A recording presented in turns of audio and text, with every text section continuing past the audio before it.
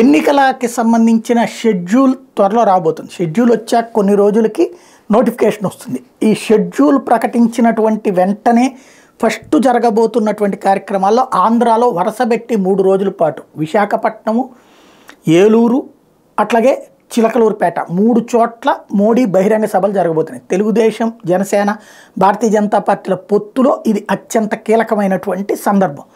భారీ బహిరంగ సభలకు స్వయంగా నరేంద్ర మోడీ వస్తుండో రోడ్ షోలో కూడా పాల్గొనబోతున్నారు. దాంతో ఒక భారీ సంచలనమే. ఎస్పెషల్లీ బీజేపీ కోరుకుంటున్నటువంటి సీట్ల ప్రాంతంలో ఈ కార్యక్రమాలు నడుస్తుండటం అన్నటువంటి మరింత కీలకమైనటువంటి వ్యవహారం.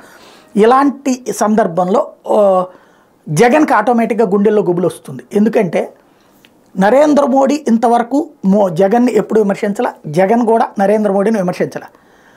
ఇంతకుముందు చంద్రబాబుని అభినందిస్తుండేవాళ్ళు. అప్పట్లో 2014 టైంలో అయితే కాంగ్రెస్ని విమర్శించారు కానీ రాష్ట్ర నాయకులను ఎప్పుడు విమర్శించాల. 2019 ఎన్నికలప్పుడు మాత్రం నరేంద్ర మోడీ ఆంధ్రాలో సభ పెట్టినప్పుడు చంద్రబాబుని ఏకిపారేశారు. తన కొడుకు కోసం రాజకీయం నడుపుతున్నారని, అట్లాగే ఏటీఎంగా మార్చేసుకున్నారు పోలవరం లాంటి విమర్శలు చేశారు. అప్పుడే మరింత ఆగ్రహంతో తెలుగుదేశం రగిలింది.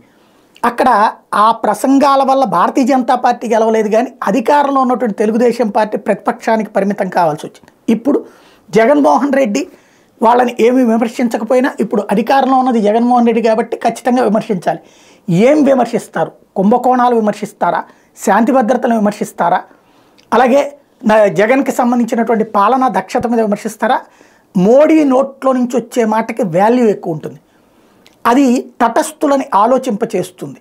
అట్లాగే భారతీయ జనతా పార్టీ శ్రేణులు ఒక రకంగా నిర్లిప్తంగా ఉన్నటువంటి శ్రేణుల్లో ఒక ఉత్సాహాన్ని నింపుతుంది.